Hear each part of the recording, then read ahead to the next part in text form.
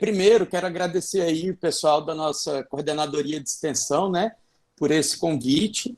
É uma equipe que eu gosto muito de trabalhar, vocês já devem ter reparado, quem é aluno, né, do São Lucas, já deve ter reparado que eu gosto muito de fazer extensão, e gosto de fazer extensão não só porque eu gosto de dar aula e vejo que, de fato, a extensão é um pilar importante do ensino superior, mas também porque a gente tem uma equipe muito boa. E digo isso não só porque estamos numa live organizada pela COEX, né? As meninas aí, principalmente a Amanda, que é quem eu tenho mais contato, sabe da admiração que eu tenho por essa equipe e não canso de externar. Externo para eles e externo em público também, porque é um trabalho merecido. Notem, então, que mesmo com essa pandemia aí, a nossa equipe de extensão continua fazendo o seu trabalho, em teletrabalho, inclusive, né, para garantir aí a nossa triangularização do ensino superior, né, que é formado não só pelo ensino, mas também pela extensão e pesquisa, e certamente a pesquisa segue aí também firme e forte, inclusive eu faço parte também da pesquisa, né, e a gente segue aí trabalhando firme, utilizando aí essas plataformas que estão à disposição. Quem ligou o microfone? Alguém vai falar isso? Adriele, você quer falar com a gente, Adriele? Calma aí, meu celular travou. Tá bom. Então, olha só, pessoal. Bom, então agradecer aí a Coex, agradecer também a presença ilustre aqui na nossa live, minha amiga Carla Westphal. Muito me honra com a presença. A gente não é dado muito a essas formalidades, não, pessoal, por isso que eu estou rindo. Então, olha só, para a gente falar um pouquinho de teletrabalho, a gente tem que entender que o teletrabalho, na verdade, é um marco do trabalho humano, né? Sempre que a gente vai pensar em direito do trabalho, nos seus institutos, nas suas regulamentações, é importante que a gente se questione um pouco do posicionamento que isso tem na história. Afinal de contas, a gente já há mais de um século compreende que a história do capitalismo é intrinsecamente ligada a essa ideia de que existe sempre alguém explorando a mão de obra de alguém para obter lucro, e sabemos ainda que o capitalismo é o centro, né, da humanidade já há bastante tempo. É bem verdade também que o trabalho não é uma exclusividade do capitalismo, né, pessoal? A gente já tinha em outros sistemas o trabalho, e né, o trabalho é imprescindível para que a humanidade siga civilizada, enfim. Mas eu faço essa observação para vocês porque a gente precisa entender que, à medida que a sociedade evolui, naturalmente o direito do trabalho precisa para acompanhar. E eu digo isso porque o teletrabalho é uma realidade já colocada há bastante tempo, e é claro que alguns fatores vão fazer com que ele se desenvolva cada vez mais, né? A gente teve, em 2011, uma alteração na CLT que inseriu o parágrafo único do artigo 6º, prevendo que a subordinação exercida por meios telemáticos se equipara à subordinação exercida em meios presenciais. Notem, então, que essa alteração legislativa ela já tinha o condão de reconhecer que aquele trabalho antigo, caracterizado pela presença física do empregado dentro da indústria, caracterizado pelo comando direto exercido pelo empregador, pelas ordens sendo dadas pessoalmente, diretamente pelo empregador, não é mais uma realidade necessária para se caracterizar a subordinação. E a gente sabe ainda que a subordinação é o elemento central da relação de emprego, né? A gente tem que lembrar lá dos artigos 2º e 3º da CLT, que vão dizer para a gente que eu só tenho relação de emprego se houver uma pessoa física exercendo o seu trabalho com pessoalidade, mediante onerosidade, mediante pagamento, com subordinação a alguém. Se não houver essa subordinação, a gente está falando, por exemplo, de trabalho autônomo, mas não de vínculo de emprego. E, além desses requisitos, a gente precisa da não eventualidade. Então, veja, se Se, por um lado, a gente começa a pensar na relação de emprego, ainda lá no século XIX, século XVIII, como sendo uma relação em que o empregador fiscalizava diretamente a prestação de serviço, e aqui a gente tem que entender mais ou menos aquelas cenas que a gente vê lá no filme de Charlie Chaplin, né, Os Tempos Modernos, em que eu tenho um empregador dentro da fábrica, controlando tudo que os empregados estão fazendo, dando ordens, remanejando o pessoal. Esse é um cenário, pessoal, que cada vez menos a gente verifica na atualidade. Cada vez menos a gente verifica por diversos motivos. O primeiro deles, porque a gente começa a verificar estruturas empresariais tão complexas, que tornam inviável o exercício direto do poder empresarial. E quando eu digo esse exercício direto, eu estou falando do exercício pessoal. Porque, veja, quando a gente pensa, por exemplo, num Banco Bradesco, é impossível que o dono do banco, ou o diretor da empresa, o CEO da empresa, esteja presente controlando as atividades. O que é feito, então, é montar uma estrutura empresarial em que eu divido as atribuições e, a depender do cargo que cada um ocupa, ele vai ter, inclusive, as atribuições de admitir, demitir, fiscalizar, penalizar, dirigir o trabalho. Isso que a gente fala é o que o Maurício Godinho Delgado vai falar para a gente sobre a subordinação hierarquizada, né? Uma subordinação objetiva e não subjetiva, não pessoal. Um pouco mais adiante, a gente começa a ver a figura de alguns empregados que trabalham à distância.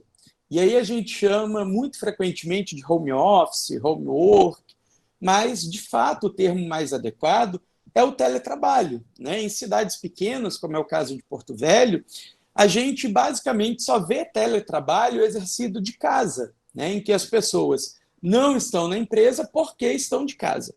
Mas em cidades maiores, como é o caso de São Paulo, Rio de Janeiro, Brasília, Belo Horizonte, a gente já tem até mesmo inúmeras pessoas que, apesar de não estarem inseridas na estrutura empresarial, elas formam uma estrutura física chamada de coworking. Aqui em Porto Velho a gente já tem uns 2 ou 3 locais para coworking, mas me parece que todos eles são mais voltados aos autônomos.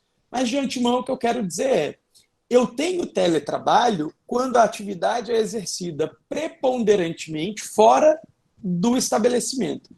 Estabelecimento aqui no sentido vulgar, tá? Não no sentido técnico empresarial, mas no sentido de espaço físico da empresa.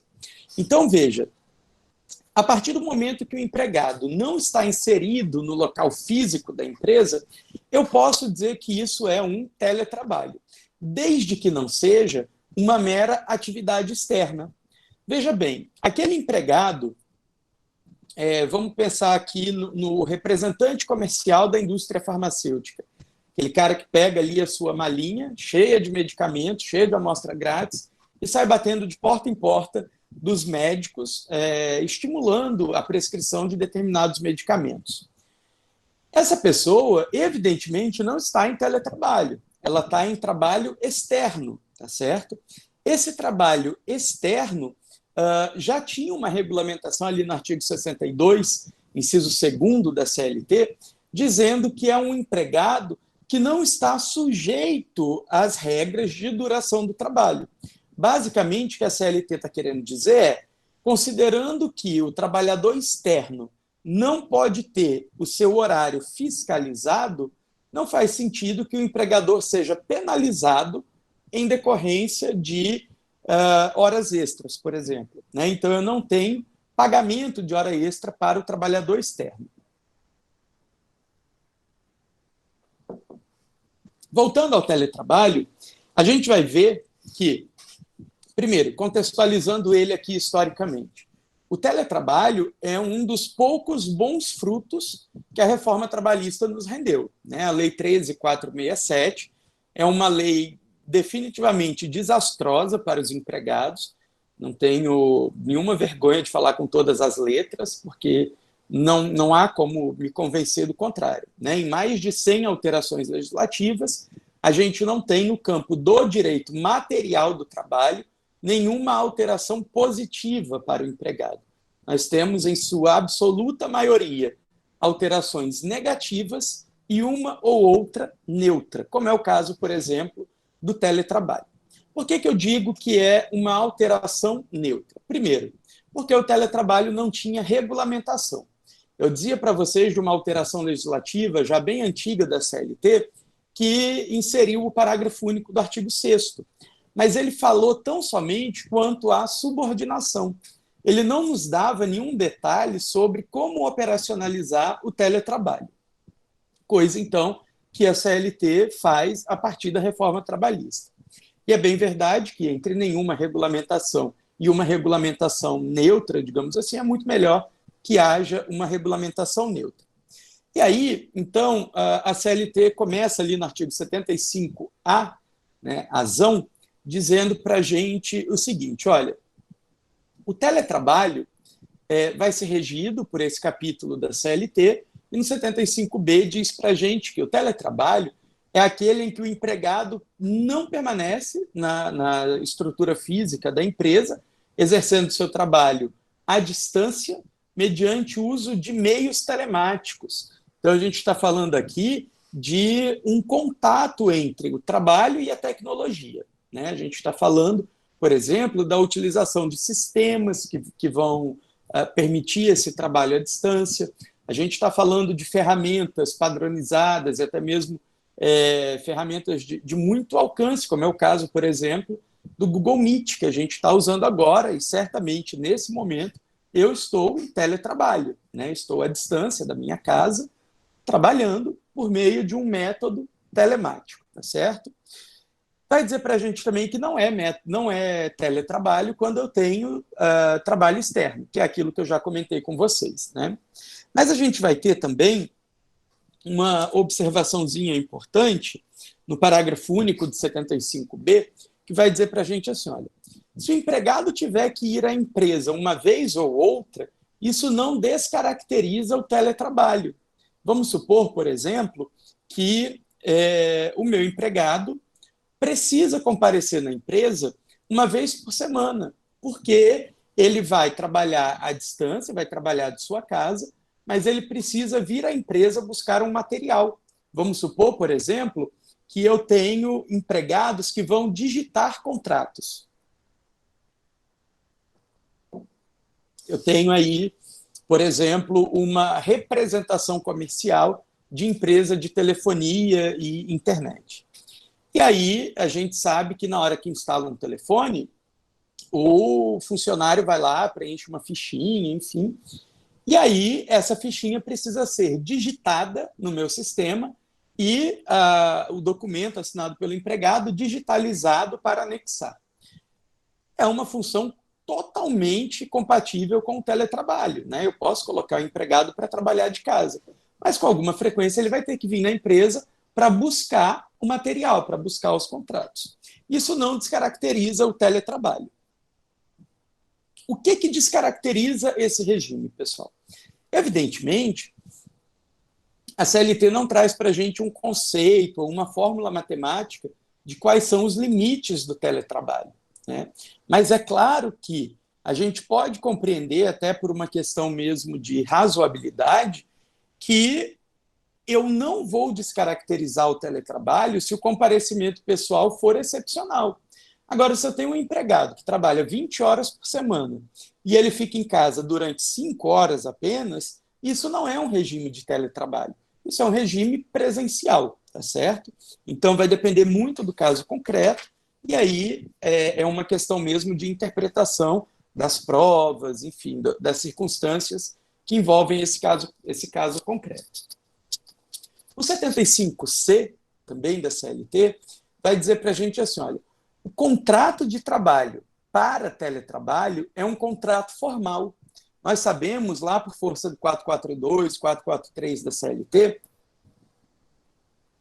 que o contrato de trabalho, em geral, é um contrato consensual. A CLT fala para a gente assim, olha, o contrato de trabalho é o acordo tácito ou expresso, verbal ou por escrito, né? Então, veja que Eu tenho um auge do consensualismo aqui no direito do trabalho, de modo que até mesmo implicitamente eu posso estar celebrando um contrato de trabalho.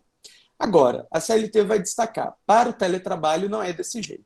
Se quiser implementar teletrabalho, esse contrato tem que ser escrito, ou seja, eu tenho um contrato formal, e nesse contrato eu tenho que cumprir uma formalidade muito importante, que é discriminar as circunstâncias em que o trabalho vai ser prestado. Discriminar essas circunstâncias significa discriminar desde o objeto, né, o que deverá ser feito, passando por produtividade, horário recomendado, qual é o sistema utilizado. E a gente vai ver, inclusive, um pouco mais adiante, que incumbe ao empregador orientar o empregado quanto à prevenção de acidentes de trabalho e minimização dos riscos de doença ocupacional. Então, eu preciso estar atento a essas questões na hora de formalizar o contrato de trabalho para o teletrabalhador. Esse mesmo dispositivo vai falar para a gente sobre a transição. Imagina, por exemplo, eu sou um empregado presencial. E aí, em um determinado momento, meu empregador gostaria que eu passasse para o regime de teletrabalho. 75C vai dizer assim, olha, eu até posso ter a alteração do presencial para o teletrabalho, desde que haja mútuo consentimento e desde que haja mútuo consentimento, tá, pessoal? É o único requisito do presencial para o teletrabalho. Por outro lado, o contrário também pode ocorrer, mas o requisito é um pouquinho diferente. Eu dispenso esse mútuo consentimento, mas, por outro lado, para reverter o teletrabalhador para o trabalho presencial, é necessário que haja uma comunicação com pelo menos 15 dias de antecedência. Afinal de contas, a gente pode imaginar o transtorno, né, digamos assim, que é o empregado deixar o teletrabalho, que é um regime de trabalho absolutamente flexível, e passar para o trabalho presencial, que é um trabalho muito rígido, né? A gente sabe que normalmente as empresas funcionam em horário comercial.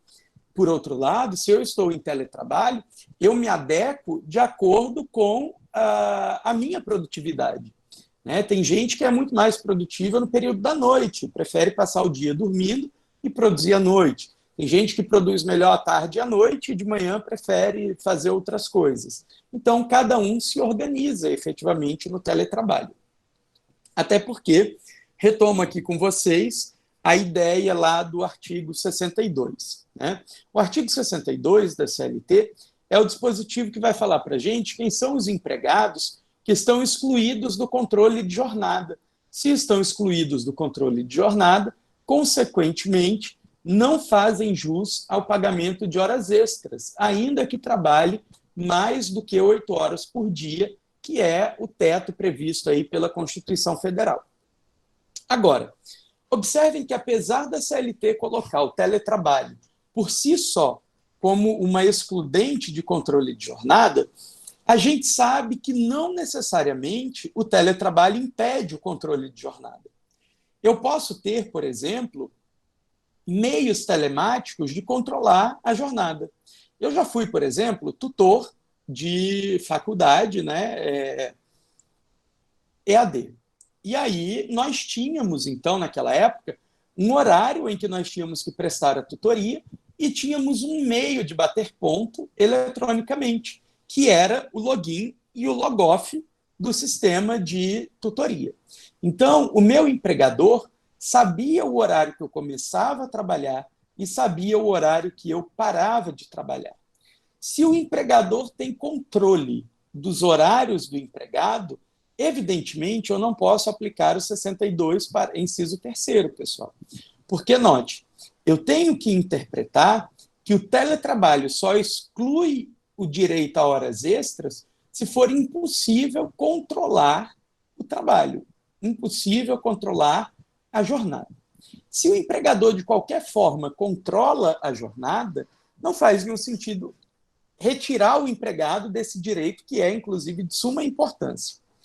Notem, por exemplo,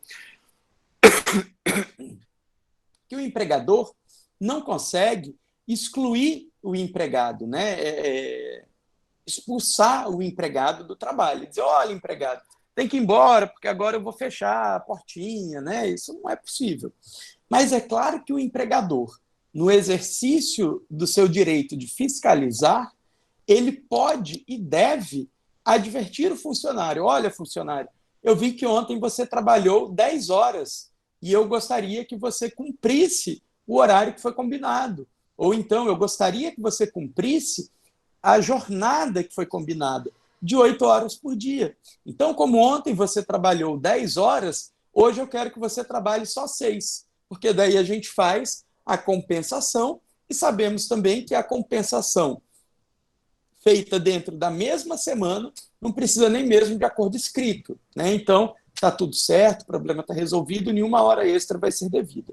Agora, se eu começo a notar que o empregador vê que o empregado está fazendo hora extra e esse mesmo empregador está coadunando, está concordando, está deixando de advertir o empregado no sentido de fazer menos horas de jornada, é evidente que esse empregador, lá na frente, quando for cobrado quantas horas extras, ele não vai poder arguir o artigo 62, inciso 3º.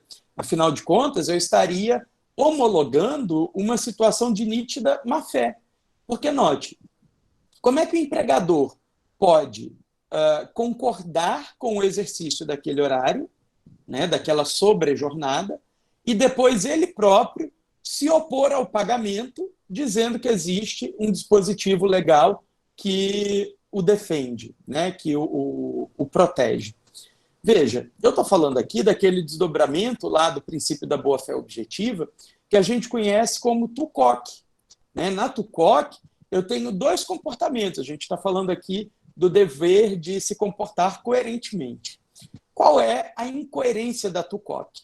É eu dizer assim, olha, no momento atual, o empregador está se comportando de maneira lícita. Afinal de contas, de fato, o 62.3 da CLT diz que o teletrabalhador está excluído do controle de jornada e, consequentemente, não tem direito ao pagamento de hora extra. Só que quando eu analiso o primeiro comportamento desse empregador, eu verifico que esse empregador praticou um ato ilícito. E a ilicitude do primeiro ato, do primeiro comportamento, exclui a licitude do segundo comportamento. Então, no final das contas, este comportamento segundo, que seria lícito, se tornou ilícito porque anteriormente aquele empregador havia praticado um ilícito, tá certo? Evidente que a CLT não fala isso do jeito que eu estou falando para vocês, tá, pessoal? A CLT prevê uma situação genérica. Nós estamos falando aqui de uma interpretação, de um posicionamento doutrinário, inclusive trazendo aqui para vocês uma tendência, né, do legislador reformista, que é a civilização do direito do trabalho. Então, estou trazendo para vocês um posicionamento da doutrina do direito civil. Me parece que um posicionamento bastante compatível com o direito do trabalho, especialmente porque temos uma lacuna, né, e depois porque eu não tenho aqui nenhum prejuízo ao hipossuficiente. Então, me parece que há compatibilidade também. Então, resumindo essa história, o teletrabalhador tem direito à hora extra? Depende. Em regra, não. Em regra, o teletrabalhador não tem direito à hora extra, salvo se o empregador puder controlar a jornada desse empregado. Nessa hipótese, então, havendo possibilidade de controle e havendo sobrejornada, o empregado em teletrabalho fará jus ao pagamento de horas extras. Quero destacar também um pouquinho aqui para vocês que o 75D vai dizer para a gente assim, olha, a infraestrutura necessária para o exercício do teletrabalho, o que é essa infraestrutura? É o computador, a mesa, a cadeira, a internet, o telefone, o scanner, enfim, todo o material necessário para o exercício do teletrabalho vai ser arcada pelo empregador, pelo empregado, né? Então, o empregado que vai trabalhar, ele arca com essas despesas mediante reembolso pelo empregador. E aí, quando o empregador reembolsa esses valores dispendidos pelo funcionário, a gente tem expressamente previsto na CLT que isso não é uma verba de natureza salarial, mas sim uma verba de natureza indenizatória. Indenizatória por quê? Eu tenho um empregado efetuando uma despesa e essa despesa serve de ferramenta. É aquela regrinha que a gente, quando estuda salário e remuneração, a gente sempre comenta em sala, né? Do pelo e para. É remuneratório aquilo que eu pago pelo trabalho, em decorrência do trabalho. Por outro lado, é indenizatório aquilo que eu pago para o trabalho, como ferramenta do trabalho, como instrumento do trabalho. Então, veja, se o meu empregado precisa de um computador específico e eu forneço esse computador, evidentemente isso não é um pagamento pelo trabalho dele, mas uma ferramenta de trabalho. Vamos pensar no trabalho presencial. O São Lucas, todo mês, me dá 3 pincéis atômicos. Um exemplo, tá, pessoal? Meramente ilustrativo. Às vezes eu gasto bem mais que 3 por mês. Mas o pincel atômico que São Lucas me dá, eu posso acrescer no meu salário? Eu posso entender que aquilo ali é um salário in natura e, portanto, exigir que o São Lucas me pague reflexos de pincéis atômicos no 13º, na FGTS, na Previdência Social, nas férias, no meu aviso prévio? Evidente que não, né, pessoal? Porque o pincel atômico não é dado pelo trabalho, é dado para o trabalho. Agora, se o São Lucas combinasse comigo, professor, eu vou te pagar por mês um salário mínimo e um celular, eu estou ganhando esse celular não para o trabalho, mas pelo trabalho, tá certo?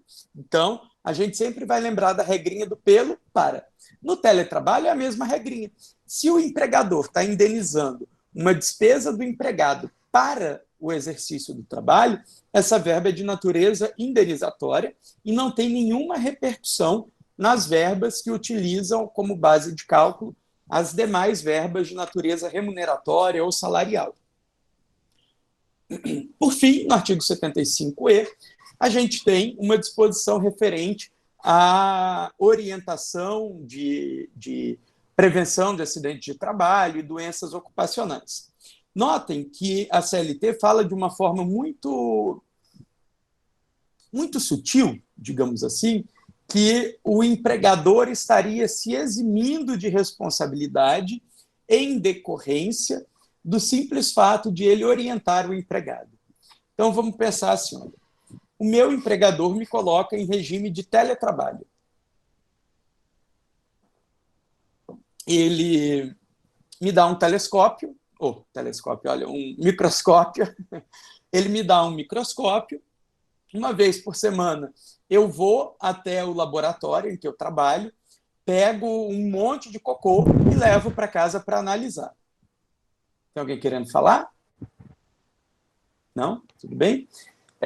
E levo aqui para casa um monte de cocô para analisar, né? Sou biomédico, tem que fazer.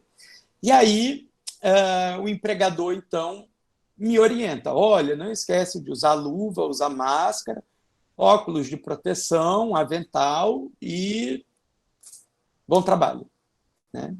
Evidentemente, pessoal, que só por ele fazer essa orientação e me conceder o EPI, né? Então, ele mesmo me concede as luvas, as máscaras, os aventais e os óculos. Isso não é suficiente para, primeiro, isentá-lo do pagamento de adicional de insalubridade. É evidente que eu posso ter, e nesse caso teria, a obrigatoriedade do pagamento do adicional de insalubridade. Segunda questão importante, o empregador não se exime do risco, ou melhor, ele não se exime da responsabilidade de indenizar eventual acidente ou doença ocupacional. Imagina, por exemplo, que ao invés de manusear em casa o cocô, eu tenho que manusear explosivos, porque eu faço parte de um outro tipo de laboratório, que é um laboratório de... não sei nem como é que chama, mas um laboratório que analisa explosivos, seu potencial, enfim. E aí, um belo dia, acontece, na minha casa, um acidente de trabalho.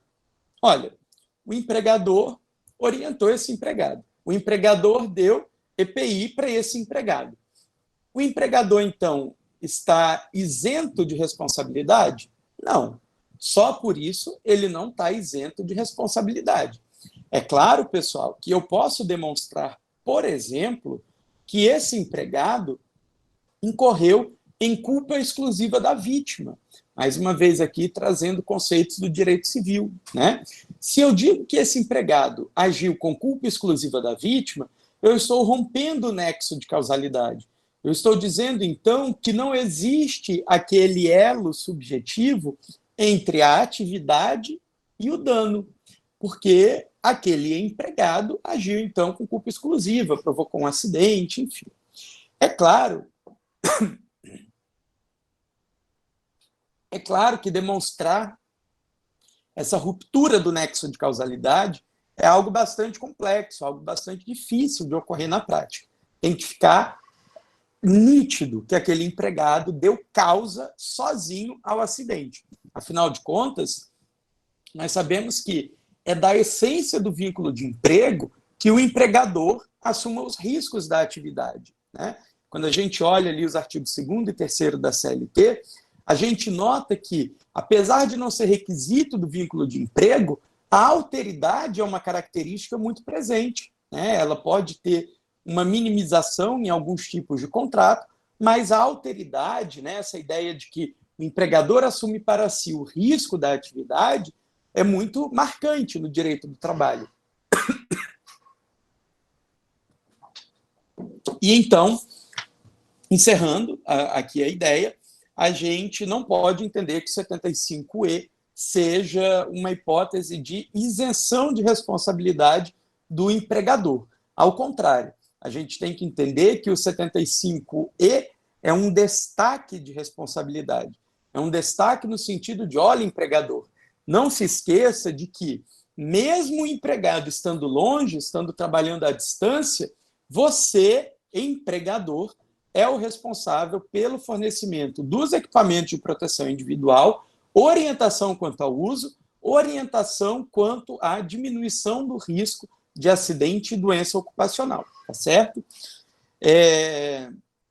Bom, de dogmas eram esses que eu queria falar para vocês. Agora, falando um pouquinho sobre qual é a perspectiva do teletrabalho de agora em diante, né? Primeiro, a gente está vivendo uma pandemia que está exigindo o teletrabalho de praticamente todo mundo, né, pessoal? Praticamente todo mundo é um pouco de exagero, né? Deixa eu sair da minha bolha de servidor público e professor, né? Está exigindo o teletrabalho de muita gente. E o que eu quero dizer com isso é que, ao mesmo tempo que o teletrabalho é uma grande vantagem para empregados e empregadores, ele tem pontos negativos, claro, que a gente já vai conversar, mas ele sempre teve também alguma resistência. A gente pode ver que inúmeras instituições e empresas, apesar de perfeita compatibilidade com o teletrabalho, resistia muito a esse regime, achando que a produtividade não seria a mesma, e que não daria certo, e que o trabalho presencial é melhor, enfim. Essa pandemia certamente está servindo para mostrar que o teletrabalho, por si só, não é um fator que prejudique a produtividade. É claro que outros fatores podem prejudicar a produtividade em teletrabalho, mas poderiam prejudicar também em trabalho presencial, tá certo? Quando a gente pensa, por exemplo, assim, o pessoal está muito ansioso e aí no teletrabalho não está rendendo. Bom, não está rendendo não é por estar em teletrabalho, é por estar ansioso, né? Então, alguns fatores prejudicam. A estrutura que tem em casa não é a mesma que tem na firma. Bom, então o problema não é o teletrabalho, o problema é a estrutura, tá certo? E aí o que eu quero dizer com isso é, como a pandemia está empurrando o teletrabalho goela abaixo, que muitas empresas e instituições vão agora descobrir o potencial do teletrabalho, né? E a tendência, então, me parece, é que ele ganhe mais espaço a partir de agora. Vantagens para o empregador, inúmeras, inúmeras, né? O empregador deixa de ter a necessidade, por exemplo, de gastar com uma estrutura física, de gastar com energia, de gastar com segurança, deixa de ter que pagar auxílio transporte, às vezes pode economizar até mesmo auxílio alimentação. Então, uma série de economias mesmo, né? Pensando nas finanças. Para o empregado, quais vantagens a gente poderia destacar? Flexibilidade de horários, possibilidade de você compatibilizar o seu teletrabalho com outras atividades, inclusive atividades remuneradas, né? Eu posso, por exemplo, ter um contrato de teletrabalho com uma determinada empresa e eu sou muito ágil, faço o meu trabalho aqui em 4 horas e à tarde eu vou ter um outro trabalho presencial e conseguir com isso aumentar a minha renda. Outra vantagem é, ainda pensando nessa ideia de me dedicar a outras atividades paralelamente, devido à flexibilidade de horários do teletrabalho, eu consigo me dedicar melhor às atividades físicas, às atividades familiares, às atividades sociais, como lazer, enfim, né, convívio com amigos, etc. E agora pensando em desvantagens. Primeiro, o empregador precisa desenvolver melhor os seus métodos de fiscalização, senão, de fato, a produtividade tende a ser menor, né? Ou seja, eu preciso, com isso, estabelecer parâmetros objetivos, estabelecer metas, analisar o desempenho, advertir, suspender e até demitir quando entender que esse empregado não está sendo produtivo. Para o empregado, o que eu tenho de desvantagem? Bom, primeiro, é necessário que haja uma certa disciplina, sob pena de eu começar a não ter um horário limitado para trabalhar. Porque imaginem vocês, se eu não me desligo do meu trabalho, eu passo o dia inteiro sem nenhum repouso mental. Ainda que eu esteja com algum descanso físico, eu acabo não tendo descanso mental, né? E aí até tema para uma outra live, seria o direito ao desligamento, né? O direito que o empregado tem de se desligar das suas atividades. Outro problema é, em decorrência dessa estrutura que o empregado acaba não conseguindo exigir, o risco de doença ocupacional e de acidente de trabalho, entre aspas, me parece que é um pouco maior. Maior no sentido de que eu exijo mais do empregado que ele diminua o risco de acidente, de doença ocupacional. Notem, por exemplo, se o empregado está na empresa, levanta para tomar um cafezinho e já na copa ele escorrega e cai, vai ser um acidente de trabalho. Agora, se isso ocorrer na casa dele, dificilmente ele vai conseguir caracterizar isso como acidente de trabalho, né? Digo aqui dificilmente, mas arriscaria até dizer que é impossível, tá certo? A questão de você acabar confundindo os espaços também me parece que é um prejuízo para o empregado, né? Principalmente porque nem todo mundo consegue dispor de um cômodo específico para o trabalho, né? A gente sabe que muita gente desempenha o seu teletrabalho até mesmo da cama, onde dorme, vê TV, enfim, ou da mesa em que almoça e janta, e psicologicamente isso é muito ruim, porque você não tem muito claro na sua mente quando você está trabalhando, quando você está descansando. Então, é algo bem ruim e que pode afetar, inclusive, o convívio familiar, e aí a gente passa até para uma discussão um pouco mais profunda, né, sobre o teletrabalho. Mas, enfim, é imprescindível a gente concluir que o teletrabalho é uma realidade. Sem dúvida nenhuma, ele é uma tendência. Sem dúvida nenhuma, foi muito bom que a CLT reformada tenha trazido uma mínima regulamentação a respeito do Instituto. Hoje, certamente, nós estamos bem menos perdidos graças a essa regulamentação, que, inclusive, foi melhor detalhada pela medida provisória 927 e 936, até mesmo para dizer que, em decorrência da pandemia do Covid-19, aquele prazo e o mútuo consentimento são dispensáveis, né? Então, o empregador simplesmente chega para o empregado e diz, a partir de amanhã você vai trabalhar de casa, né? E aí não há que se exigir mútuo consentimento, nem mesmo aditivo contratual. No mais, tudo igual, tá, pessoal? Bom, então, com isso eu encerro aqui a minha fala. Não sei se alguém quer fazer alguma pergunta, deixa eu ver se teve algo no chat. Caso alguém não tenha colocado ainda, pessoal, é importante colocar aqui no chat o nome completo e o CPF para a nossa equipe aí da COEX poder emitir o certificado para todo mundo. Quem já participou de eventos aqui da Extensão de São Lucas sabe que para emitir o certificado é tudo de casa, né? Já era assim antes da pandemia, agora mais ainda, né? Basta entrar lá no nosso site, saolucas.edu.br, clicar na unidade de Porto Velho, depois ir lá na abinha da extensão, se eu não me engano, fica na aba superior direita, e aí no canto esquerdo assim vai ter uma série de opções, e lá vocês clicam em emitir certificados para cursos a partir de 2019. Basta botar o CPF e o certificado é emitido na hora, tá certo? Alguém tem dúvida, pessoal?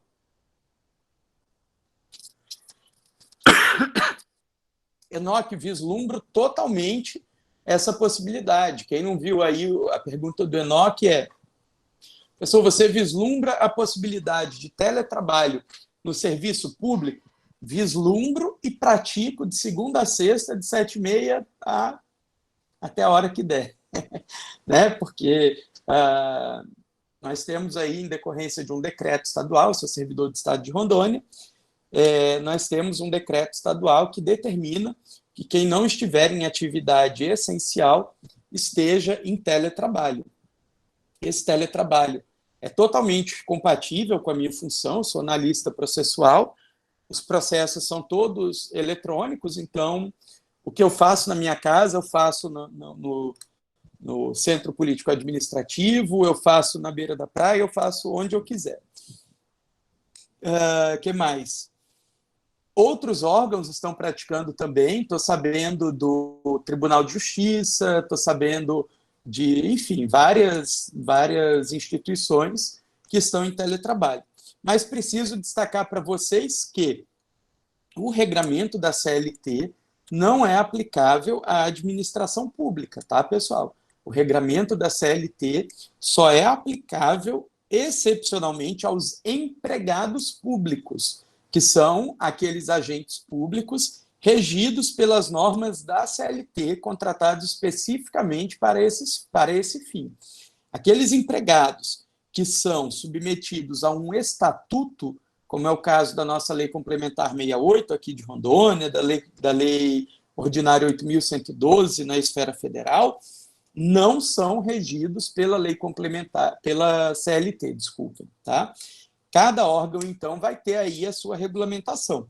O Executivo de Rondônia tem um decreto a respeito disso, é um decreto excepcional em virtude da pandemia, claro, mas nada impede que ele se torne perene, né, daqui a um tempo.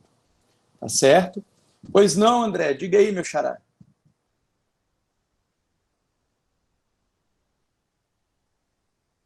Carlinha fez um comentário aí para a gente. Isso mesmo, Carlos. A intenção é essa, a gente poder discutir essa realidade atual, né? André, estou aguardando sua pergunta. Se você quiser ligar o áudio, pode sim, fica à vontade. Boa noite, professor. Boa noite a todos. Boa noite. É um prazer aí participar dessa extensão. Como o senhor bem observou no início, da importância que o COEX tem promovendo esses encontros. E, oportuno, falando sobre teletrabalho, acompanhei as exposições e, apesar dos prós e contras, né, que o senhor citou, Queria saber da sua opinião com relação se vai ser importante,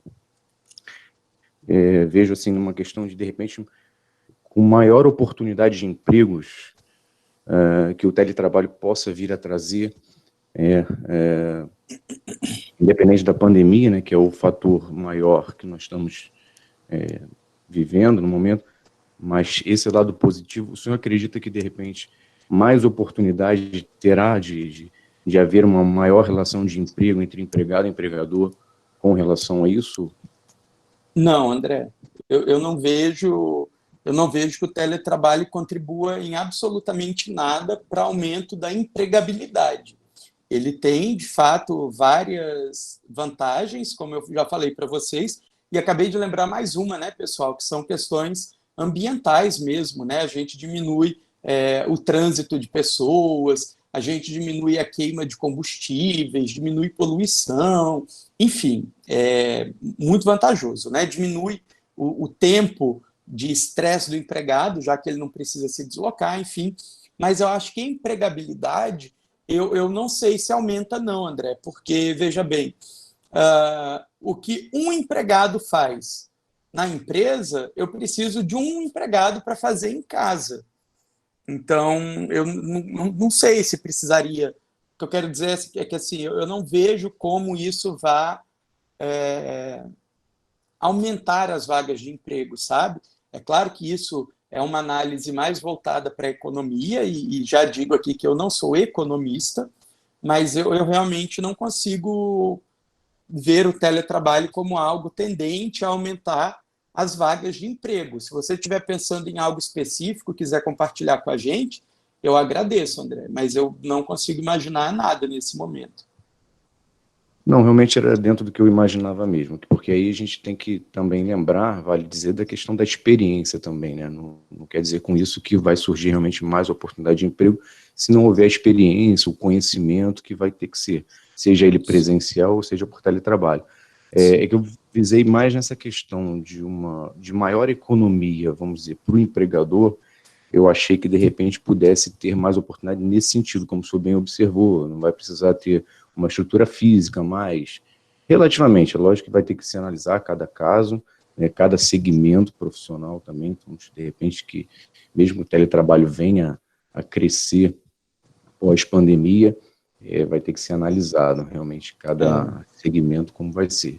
Na verdade, era mais essa ideia mesmo disso, de por gerar mais economia para o empregador, achava que, de repente, podia surgir mais oportunidade nesse sentido.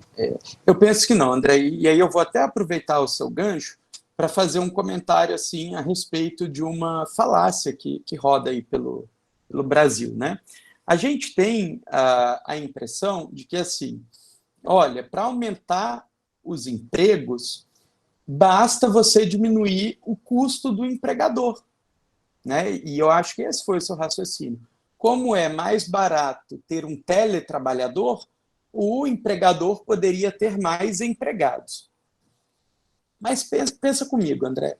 Você, como empregador, se você consegue diminuir o seu custo, você vai realocar esse custo em outra coisa ou você vai querer aumentar o seu lucro? E eu digo mais. O que será que aumenta as vagas de emprego? Será que é uma diminuição dos direitos trabalhistas ou um aumento da produtividade? Eu só preciso ter mais empregados se eu tiver de produzir mais. Porque se eu tenho que produzir X, e esse X, né, que é a minha produção, me custar menos, a única coisa que vai acontecer é aumentar o meu lucro. Eu não vou querer pegar a diferença do custo de X e realocar para ficar uma produção mais custosa. Então, a única forma que eu vejo de se aumentar a empregabilidade é aumentar a produtividade. E para aumentar a produtividade, eu tenho que aumentar o consumo. E para aumentar o consumo, eu preciso que as pessoas ganhem cada vez melhor.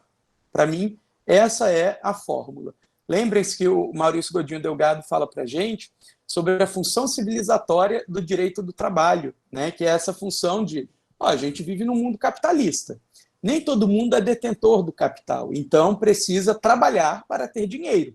E precisa ter dinheiro para gastar, porque a essência do ser humano, hoje, é o consumo. A gente só existe se a gente pode consumir. Quem não consome não existe, né? Aos olhos da sociedade. Então, a lógica para mim é aumentar a produtividade para aumentar a empregabilidade. E para aumentar a produtividade, preciso melhorar as condições de vida do trabalhador. Beleza, André? Ok, obrigado, professor. Evidente, pessoal, que isso não é uma coisa fácil, né? Se fosse fácil, eu esperava aqui mais 5 aninhos e me candidatava a presidente da República, né? Não é algo fácil de se fazer, definitivamente não é. É algo muito complexo mesmo, tá? O que mais, pessoal? Alguém mais quer fazer pergunta, alguma colaboração? Não? Olha só como que as coisas fluem para correr bem, né? A Amanda marcou comigo essa live e eu nem tinha me dado conta que hoje seria aniversário de Karl Marx. Olha que maravilha. Pensador extremamente importante para o direito do trabalho, né? É ele que nos permite compreender melhor as relações aí entre capital e trabalho, né? E hoje, então, seria aniversário desse grande homem. Então é isso, pessoal. Muito obrigado pela presença de todos. Pessoal da COEX, mais uma vez, muito obrigado pelo convite, pelo suporte de sempre. E espero que em breve a gente possa voltar a fazer as nossas extensões presencialmente, né? Mas vamos com calma, esse é o momento de ficar em casa.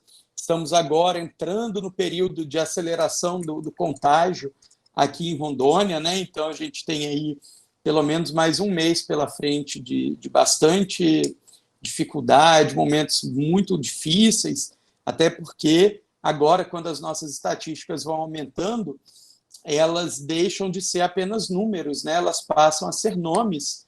A gente começa a ver, tipo, poxa, hoje, por exemplo, né, eu recebi o vídeo de um servidor do hospital de base que morreu de Covid, e algo extremamente, muito comovente, né? A forma como os servidores tiveram que lidar com a situação sem poder sequer dar um abraço nos familiares, e, enfim, fazer velório, etc.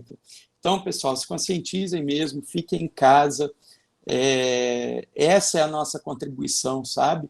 É isso que a gente pode fazer. Tem heróis aí que podem e estão se disponibilizando aí para a rua, enfrentar o vírus cara a cara, literalmente, no caso dos profissionais de saúde. Mas o que a gente pode fazer nesse momento é ficar em casa, ser solidários, e ser solidários é ficar em casa, é ajudar financeiramente dentro das possibilidades, trabalhar para o outro dentro das possibilidades, ir no mercado para o vizinho que é grupo de risco, né, na farmácia, etc.